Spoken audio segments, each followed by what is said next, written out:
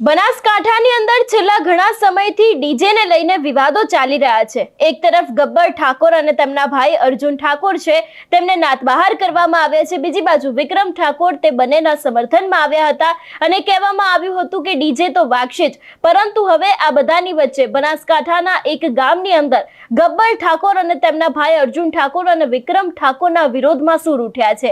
આ વિષયને લઈને વિગતે વાત કરીએ। નમસ્કાર, હું હંસિની અને તમે જોઈ રહ્યા છો નિર્ભય ન્યૂઝ। બનાસકાંઠાની અંદર આજે ડીજેનો વિવાદ આવ્યો, એના ઉપરથી ક્યાંક ને ક્યાંક એવું પણ સામે આવ્યું કે ઠાકોર સમાજની અંદર જ બે ભાગલા છે। એ બાદ આપણે જોયું કે ગબ્બર ઠાકોર અને તેમના ભાઈ અર્જુન ઠાકોરનો આ સમગ્ર વિવાદની વચ્ચે વિક્રમ ઠાકોર તે લોકોના સમર્થનમાં આવ્યા હતા, પરંતુ અત્યારે હાલ બનાસકાંઠાના એક ગામની અંદર ગબ્બર ઠાકોર, અર્જુન ઠાકોર અને વિક્રમ ઠાકોરના વિરોધના સૂર ઉઠ્યા છે।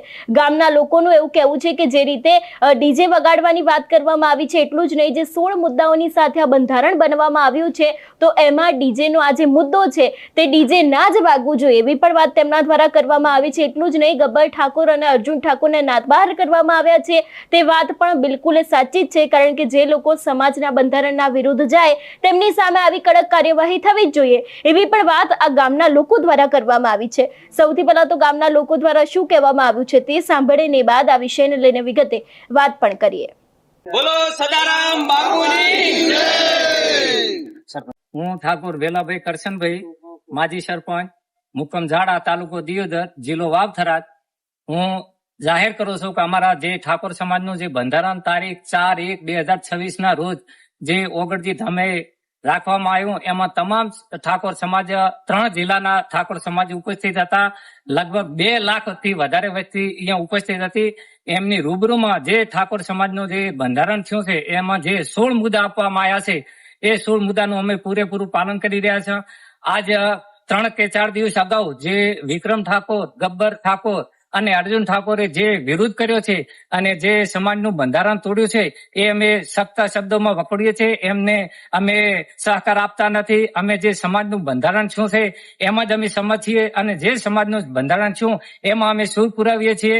અને ગબ્બર ઠાકોર, વિક્રમ ઠાકોર અને અર્જુન ઠાકોરને અમે સંમતિ આપતા નથી। જે સમાજનું બંધારણ તોડ્યું છે એ અમે એમનો સખત વિરોધ કરીએ છીએ। જય સદારામ બાપુ। ગામ ઝાડા, મારું નામ કરશનજી કાંદીજી। જે અર્જુન ઠાકોરે ને ગબ્બર ઠાકોરે, વિક્રમ ઠાકોરે જે આ ગામનું જે સમાજનું બંધારણ તોડ્યું એને અમે સખત એનો વિરોધ કરીએ છીએ। સમાજે જે આપણા બંધારણનું નક્કી કર્યું એને અમે સમર્થન આપીએ છીએ। બોલો સદારામ બાપાની જય। બોલો સદારામ બાપુની જય। હું ઠાકોર ભરતભાઈ ખુરશીભાઈ, ગામ ઝાડા, તાલુકો દિયોદર, જિલ્લો વાવ-થરાદ। 4/1/2026 ના રોજ જે પણ ઠાકોર સમાજ દ્વારા બંધારણ બનાવવામાં આવ્યું છે એનો ઝાડા ગામ હાથ દાડો જે પણ પ્રસંગો બને સંપૂર્ણ એના નીતિ નિયમ પ્રમાણે બન્યા છે અને ભવિષ્યમાં પણ જે પણ પ્રસંગો બનશે એનું પૂરેપૂરું પાલન કરીશું। અને જે અસામાજિક તત્વો દ્વારા જે બંધારણ તોડવામાં આવ્યું છે એનો સખત શબ્દમાં વિરોધ કરીએ। બોલો સદારામ બાપુની જય। એક સમાજ એક રિવાજ શ્રેષ્ઠ સમાજ, એક રિવાજ શ્રેષ્ઠ સમાજ।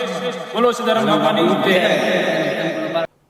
આપણે જોયું કે ઠાકોર સમાજની એક મીટિંગ મળી હતી ને એ બાદ આ સમગ્ર નિર્ણય કરવામાં આવ્યો હતો, પરંતુ હવે ક્યાંક ને ક્યાંક ગેનીબેન ઠાકોર છે એમના પણ નિવેદન વિશે આપણે વાત કરી લઈએ તો ગેનીબેન ઠાકોર છે એમને પણ ક્યાંક એવું જ કહ્યું હતું કે બંધારણના વિરુદ્ધ જો કોઈ પણ વ્યક્તિ જશે તો તેની સામે આવા કડક પગલાં ભરવામાં આવશે।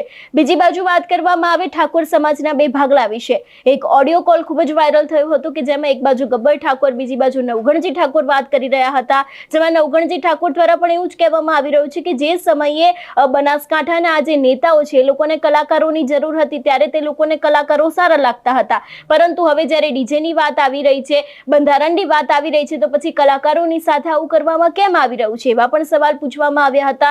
એટલું જ નહીં, નવઘણજી ઠાકોરે તો એવું પણ કહ્યું હતું કે તેમને આ લોકોએ ખૂબ જ હેરાન કર્યા છે। એટલે અત્યારે હાલ જે રીતે આ ડીજેનો આખો મુદ્દો ગરમાવ છે, એક બાજુ ગબ્બર ઠાકોર છે, એમના ભાઈ અર્જુન ઠાકોર છે, એમને પણ પોતાના ગામે એક મીટિંગ કરી હતી જેમાં તેમના ગામના લોકો છે એ લોકો એમના સમર્થન સમર્થનમાં આવ્યા હતા, વિક્રમ ઠાકોર પણ ક્યાંક તેમના સમર્થનમાં આવ્યા હતા. વિક્રમ ઠાકોરે તો આની પહેલા પણ જ્ઞાનીબેનની સામે પણ ક્યાંક સવાલ ઉભા કર્યા હતા, પરંતુ જે રીતે અત્યારે હાલ વધુ એક બનાસકાંઠાના જ ગામના લોકો છે, એ લોકો વિક્રમ ઠાકોર, અર્જુન ઠાકોર અને તેમના ભાઈ જે ગબ્બર ઠાકોર છે એ લોકોની સામે પડ્યા છે અને કહેવામાં આવી રહ્યું છે કે સમાજનું જે આખું બંધારણ બન્યું છે એ બંધારણ બિલકુલ બરાબર છે અને જો કોઈ પણ વ્યક્તિ તેના વિરુદ્ધમાં જશે તો પછી તેમની સામે પણ ક્યાંક ને ક્યાંક આવું કામ થશે ને થશે, એવી પણ વાત તે લોકો દ્વારા કરવામાં આવી છે. એટલે હવે આગામી સમયમાં જોવાનું રહેશે કે આ સમગ્ર વિષયને લઈને ગબ્બર ઠાકોર દ્વારા કોઈ નવા જૂની કરવામાં આવશે અથવા તો પછી જે રીતે ધીરે ધીરે ગામડાના લોકો છે એ લોકો એક ગામના લોકો ભેગા થઈને આ સમગ્ર વાતને લઈને જે રીતે અત્યાર સુધી વાતો કરતા આવ્યા છે